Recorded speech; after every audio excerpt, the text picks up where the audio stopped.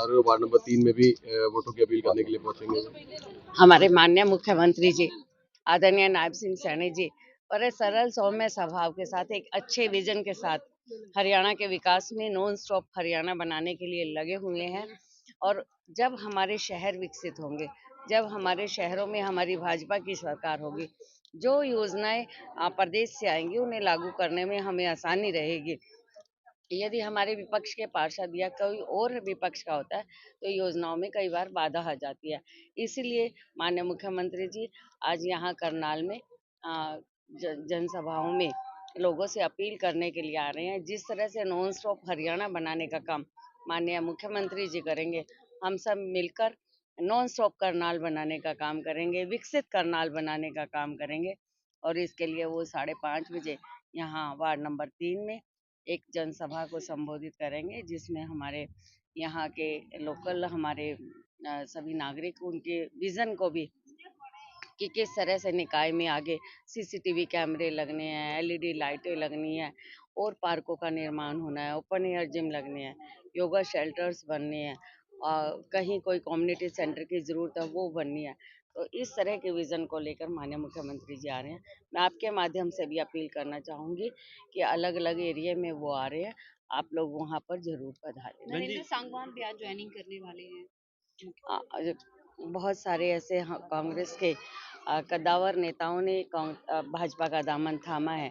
स्वागत, अभिनंदन। और आज हमारे पूर्व विधायक हरोंडा से नरेंद्र सांगवान जी, उनके भाई हरिंदर सांगवान जी दोनों ही अपने दल बल के साथ वहां पर कांग्रेस को छोड़कर भाजपा को ज्वाइन बहन करेंगे। जी, आपने मंच के माध्यम से कहा कि 2100 रुपए शुरू हो जाएंगे, लेकिन विपक्ष भ्रम फैलाता है कि कोई 2100 रुपए नहीं मिलने हैं, ये सिर्फ झूठे वादे हैं, क्या कहेंगे?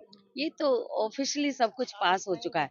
विधानसभा चुनाव में माननीय मुख्यमंत्री जी ने वादा किया था और उस वादे को पूरा करने के लिए पूरी पेपर कार्रवाई पूरी हो चुकी है। ये आचार संहिता के कारण इस मार्च के महीने में नहीं दे पा रहे हैं, नहीं तो मार्च के महीने में शुरू हो जाते। और आचार संहिता के बाद, क्योंकि ये सारा काम पहले ही विधानसभा के चुनाव के बाद सब कुछ पास हो गया था, सारी चीजें इसकी प्रोसेसिंग पूरी हो चुकी है। अप्रैल के महीने से महिलाओं के खाते में 2100 रुपये मैम, एक सम्मान अंतिम राशि प्रश्न है। है इस वार्ड से, क्योंकि पिछले 2 बार से वार्ड में भाजपा का पार्षद नहीं था, लेकिन इस बार माहौल कुछ और देखा जा रहा है। लोग कह रहे हैं भी हमारा वोट कमल को फूल को जाएगा, प्रत्याशी को देख नहीं रहे लोग। बिल्कुल। देखो, हमारे जो पिछले प्रत्याशी थे वो पार्षद थे, वो भाजपा के नहीं थे, पर भाजपा समान रूप से विकास कराती है। परंतु अब जब भाजपा का अपना पार्षद होगा तो कहीं हाथ पकड़ के, कहीं दिन में, कहीं पारिवारिक भी काम होते हैं, कोई और भी काम होते हैं, कोई सामाजिक भी काम होते हैं। हर कामों को, जिम्मेदारी को निभाने के लिए मेरा भाई राजेश अरोड़ा पूरी तरह से सक्षम है। लोगों के बीच में जुड़कर हमेशा समाज सेवा करता है, एक सरल सौम्य स्वभाव से है। और सभी को ये भी तो चाहिए कि अपना पार्षद है वो उसको आसानी से उससे बात की जा सके, सरल सौम्य स्वभाव का हो। तो ये मेरा भाई राजेश अरोड़ा पूरी तरह से भाजपा में की रीति नीतियों पर चलते हुए अपने वार्ड के विकास के कार्य करवाएगा। विधानसभा के चुनाव को 5 महीने हुए और 5 महीने में अब 1 महीना ये चुनाव में लग गया। गुरु नानक का कुछ हिस्सा अप्रूव हो चुका है, जिसमें हमारे टेंडर लग चुके हैं। लगभग 18 करोड़ का एक एसटीपी माननीय मनोहर जी ने अपने समय में पास करवा दिया था, वो भी प्रोजेक्ट हमारा पास हो चुका है।